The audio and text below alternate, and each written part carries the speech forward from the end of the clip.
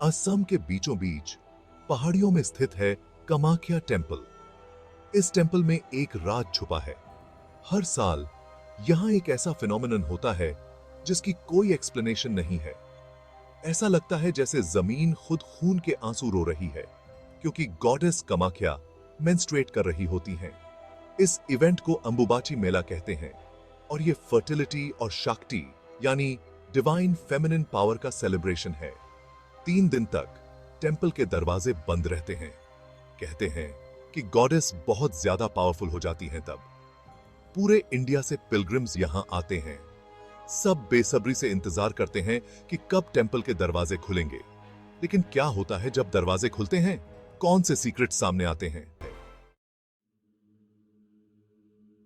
अब हम चलते हैं ओडिशा, जहां जगन्नाथ टेम्पल है, जो अपनी भव्यता और धार्मिक महत्व के लिए प्रसिद्ध है। यह मंदिर न केवल एक स्थापत्य चमत्कार है, बल्कि एक जीवंत धार्मिक केंद्र भी है, और जहां फेमस राथ यात्रा होती है, जो हर साल लाखों भक्तों को आकर्षित करती है। इस यात्रा में भगवान जगन्नाथ, उनके भाई बलभद्र और बहन सुभद्रा के विशाल रथों को खींचा जाता है। लेकिन इस टेम्पल से जुड़ा एक और भी रहस्यमयी फेस्टिवल है, बनजागा यात्रा। यह यात्रा हर 12 से 19 साल में एक बार होती है, जब भगवान जगन्नाथ की मूर्तियों को बदलने का समय आता है।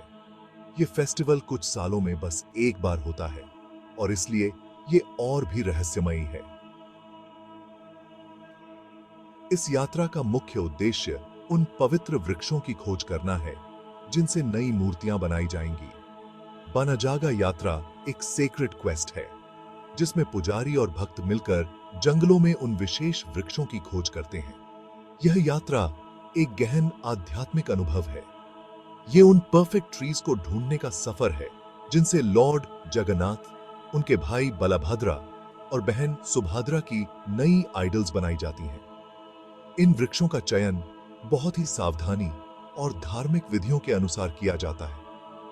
यह सर्च डिवाइन ओमेन्स और एंशिएंट रिचुअल्स के हिसाब से की जाती है। पुजारी और भक्त इन संकेतों को ध्यान से देखते हैं और उनके आधार पर निर्णय लेते हैं।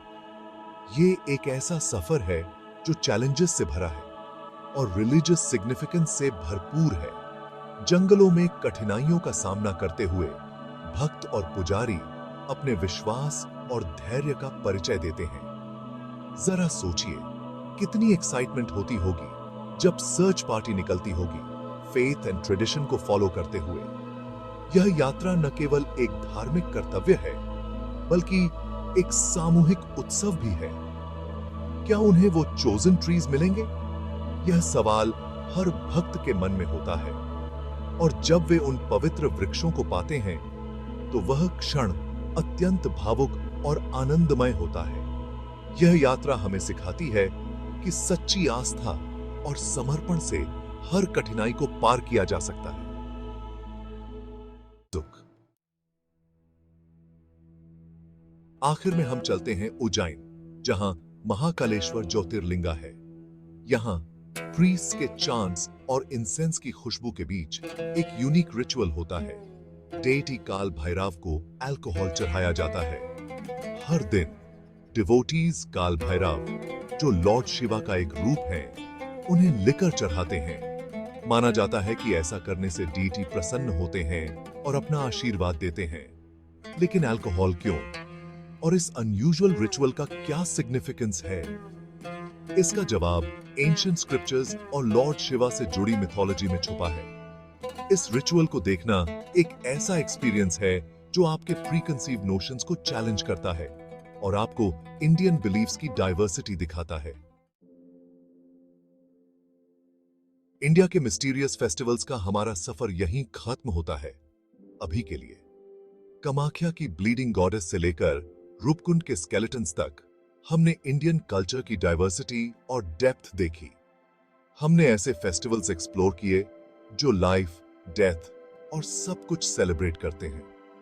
ये फेस्टिवल्स सिर्फ तमाशा नहीं है, ये इंडिया की सोल को समझने का तरीका है। ये देश के एंशिएंट बिलीफ्स, स्पिरिचुअलिटी और नेचर के साथ उसके कनेक्शन को दर्शाते हैं। लेकिन ये तो बस शुरुआत है।